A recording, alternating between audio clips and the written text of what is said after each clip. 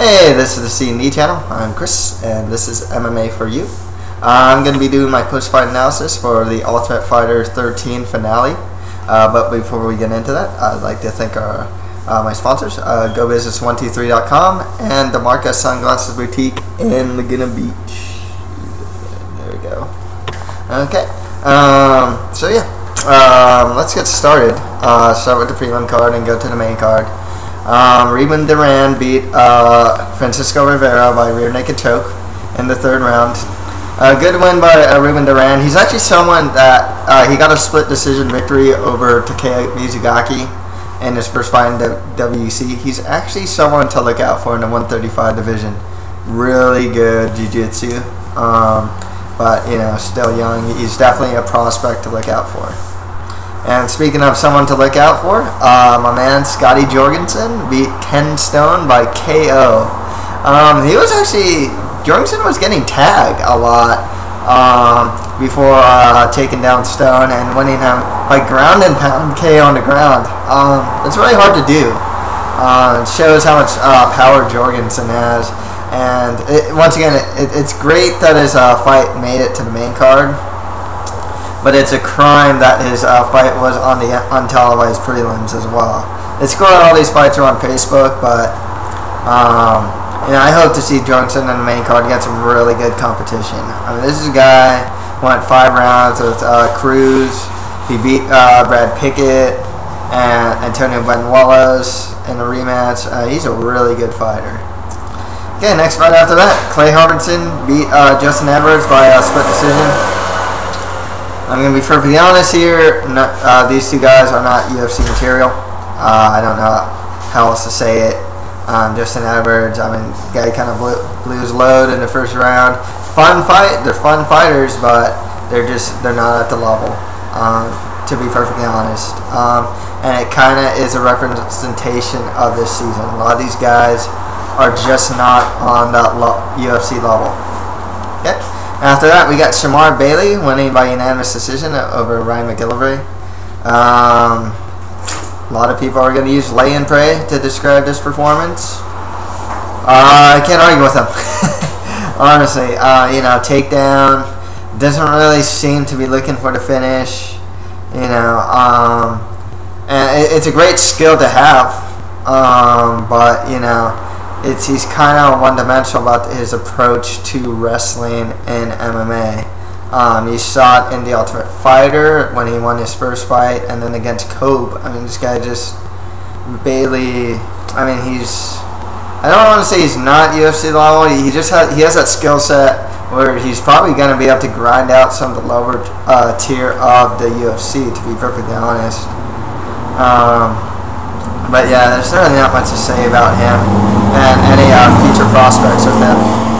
After that, we got a kind of an upset here. And speaking of one-dimensionalness, George Roop beat a very one-dimensional Josh Grisby by TKO body punch in the third round.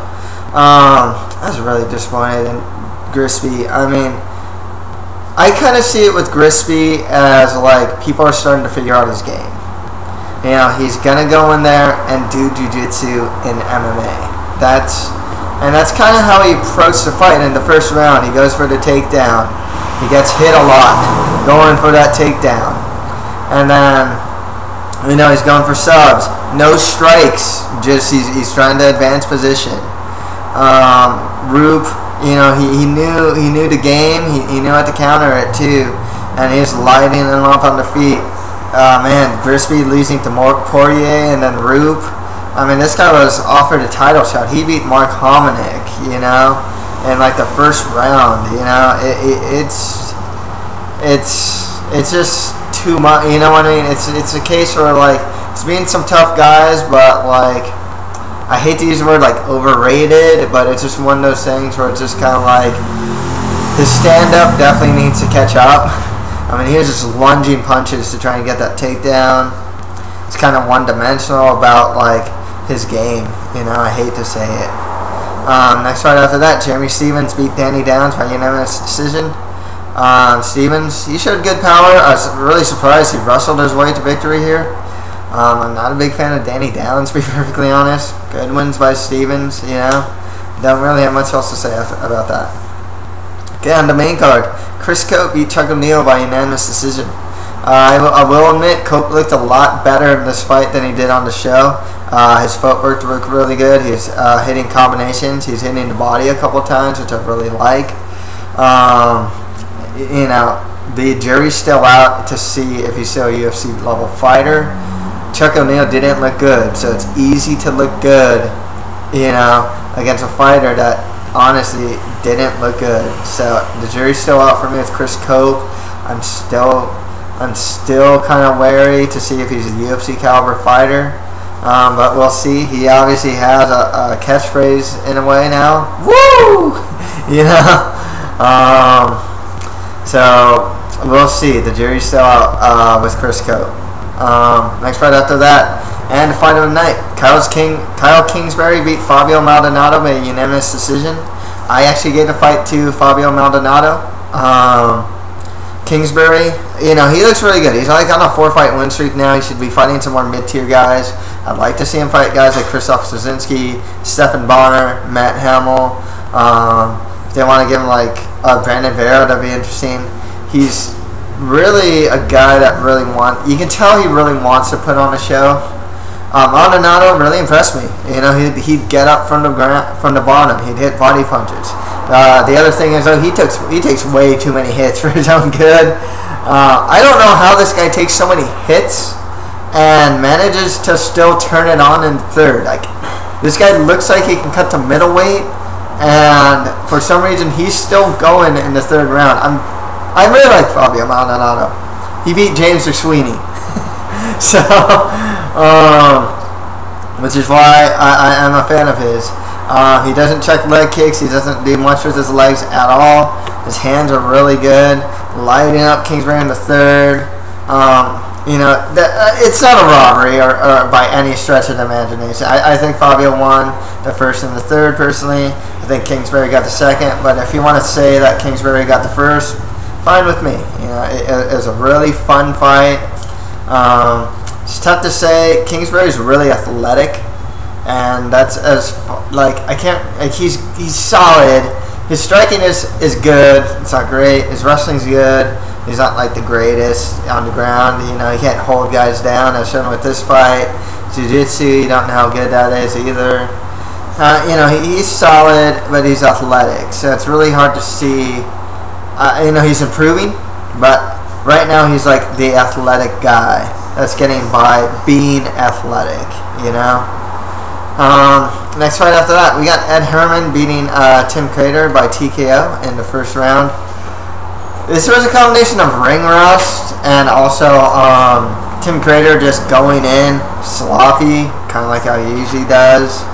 Ed Herman, he's a little more disciplined in his approach to MMA, and he got the win here. He's not known to be like a TKO, KO guy. It's a really good win for him, you know, especially coming back. I'm personally not a fan of Ed Herman. He seems like a perennial mid-tier guy to me, like that perennial like guy. Just that guy that's in like stuck in mid-tier middleweight purgatory, kind of like where like Kettle Grove was, if he's still around, you know. I'm not big on Ed Herman, to be perfectly honest. He's a good win, you know. He's a good test for a lot of guys. He comes off like a gatekeeper to me, though. Okay, next fight after that, we had Clay the Carpenter Guida beating Anthony Showtime Pettis by unanimous decision. There was there's not much controversy. There was some people that were saying that, considering that Guida was mainly doing a lot of shoulder thrust to Pettis, and he's trying to pass. Pettis was attacking from the bottom. There's this argument that a lot of people are saying that Pettis should probably have gotten more rounds because he was doing more from the bottom. Obviously, as we know, MMA judging the way it is, Guida did, you know, got to take down and stayed on top. I'm fine with Guida winning by unanimous decision, not just because I picked him to win, and I kind of called it. I have to admit I called it, okay? You know, he got the takedown when he pushed him up against the cage. He forced him against the cage, forced that takedown, kept him down on the ground. You know, the thing is, I do like that Guida was a lot more disciplined with his approach. You know, he wasn't just going forward and striking. He was moving sides, you know, to the side. You know, he's actually using movement to get in. He was timing Pettis' hooks to dunk under them and get that KO or takedown. My bad. To get that takedown. You know, he had a really disciplined approach here. He didn't come off like he was trying to finish the fight, and I think that's what a lot of people have a problem with this. A lot of people want to use lay and pray for this performance. There's certainly stall tactics involved. I do feel that Guida was trying to pass. Pettis had a really good guard from his back. He should have, instead of, I mean, he tried to get up a couple times, especially against a cage, but when they were in the middle of the cage, he should have tried more to get up, because that's where he had more chances to finish Guida. He's not going to finish him from his back. One thing I'm thinking about after watching this fight and something like Torres versus Demetrius Johnson is the need for up kicks on a grounded opponent who's in your guard. I really think that right now the unified rules and MMA judging really does favor the wrestler. I think the more tools the guy on the bottom has, the better. I feel that up kicks to a grounded a guy on his knees if he's in your guard is actually going to help and change the way you know the game is played. You know, that's the thing. But that's my personal thing. I have yet to hear what people have to say about that. I think there's a couple of knees to the grounded opponent rules that I would like to see also, but you know, what if Pettis can upkick Guida? I mean, I think that would change the dynamic of the fight, personally. And finally, Tony Ferguson beat Ramsey Nijem by KO. Good performance by Ferguson. The jury's still out for me. He has good wrestling. He has good hands. He has talked about cutting to lightweight. That was a really good KO. But, you know, it's a level of competition. Now he's in the big leagues. Let's see where he can go from here. I am impressed with his performance. He has looked really good. His striking looked a lot better than Ramsey's. Ramsey still had that really go-forward, lunging striking that he was using on Chris Cope. Ferguson had the better wrestling as well. You know, Ferguson definitely is the best guy to come out of this season. This season is universally panned as one of the weaker seasons and having some of the weaker talent. So, you know, that's why for me the jury's still out. You know, you can look good against low-level competition, but not in the big leagues.